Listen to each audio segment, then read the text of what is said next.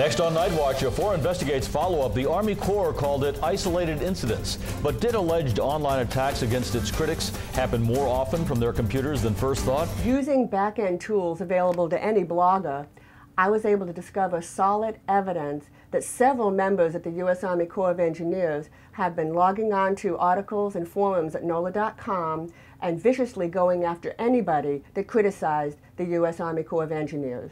Once the truth is known, we hope the American people will come to a firm realization that the citizenry here in Southeast Louisiana did not cause or deserve the destruction that resulted from the levee failures. We hope the country will realize that New Orleans was ruined due to the negligence of their very own United States government and its Army Corps. Until they see that the flooding was a federal responsibility, they will never feel that the rebuilding of this area is a federal duty. From WWL-TV, the spirit of Louisiana, this is Louisiana's news leader, Channel 4's Eyewitness News Night Watch.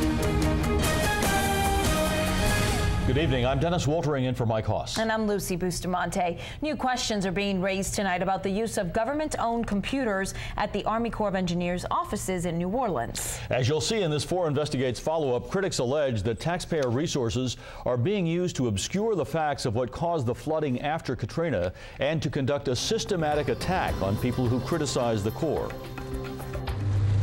New evidence that government-owned computers at the Army Corps of Engineers office here in New Orleans are being used to verbally attack critics of the Corps comes in an affidavit from the former editor-in-chief of NOLA.com. John Donnelly, who was laid off this past February, tells us via satellite from Texas, in late 2006, he started noticing people presenting themselves as ordinary citizens, defending the Corps very energetically. What stuck out, though, was the wording of the comments was in many ways mirroring news releases from the Corps of Engineers. This past December, Eyewitness News reported that Levees.org founder Sandy Rosenthal found a recurring theme in attacks against her and her supporters on her internet blogs. And that message is that the locals blocked the Corps' wishes. And thus that the locals are responsible for the flooding. Someone with the username Overwrought wrote, "Sure, blame the Corps for the flood wall failures, but who do you blame for your own stupidity for putting your families in such a situation?" And with the screen name Steve O'Nolan, someone wrote on November 18th, quote, "You have chosen Corps bashing to persuade enough underinformed people that Katrina was a federal flood. Then the rest of the nation will pour even more money into the sinkhole of New Orleans." These commenters tried to discredit these people. And when Rosenthal investigated, she discovered the comments were coming from users at the internet provider address of the Army Corps of Engineers offices here in New Orleans. She blamed the Corps for a strategy of going after critics. In the process of trying to obscure the facts of the New Orleans floodings, one of their tactics was just verbal abuse. The Corps denied any such strategy, saying this isolated incident involved one person out of 1,600 people that make up the New Orleans district. At NOLA.com, John Donnelly noticed some of the users blasting Corps critics became verbally abusive.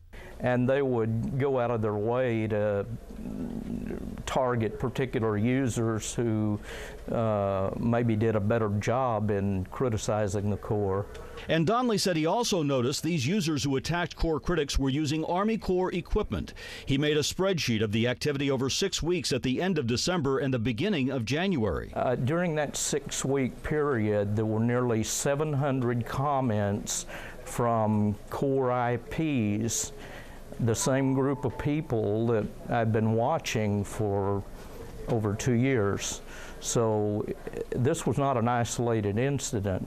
The Center for Media and Democracy, which focuses on public relations tactics, says if this is a strategy, it is not uncommon. In the PR world, it's known as the third-party tactic, and there have been a lot of sort of similar deceptive online communications that use that. But the Army Corps denies any strategy or policy like that at all. Get that. This is not some plan where we would go out and ask employees to do this. No. Ken Holder says employees are allowed to use computers to read blogs and make comments during their breaks. You certainly don't check your citizenship rights at the door. Even using taxpayer-funded equipment. You would be able to use, as I mentioned earlier, you would be able to use your computer during the break times that you had. But he says Corps employees are not allowed to make abusive comments of any kind. Ken Holder says he will gladly look into the allegations further to see if people at the Corps have violated ethics regulations.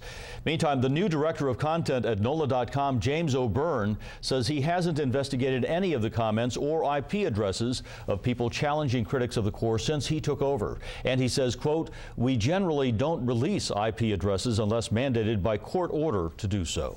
We have more than enough evidence pointing to a premeditated campaign paid for with taxpayer money to smear New Orleans and New Orleanians and to obscure the facts about the U.S. Army Corps of Engineers' responsibility for the worst civil engineering disaster in the world since Chernobyl and the near total destruction of a great American city.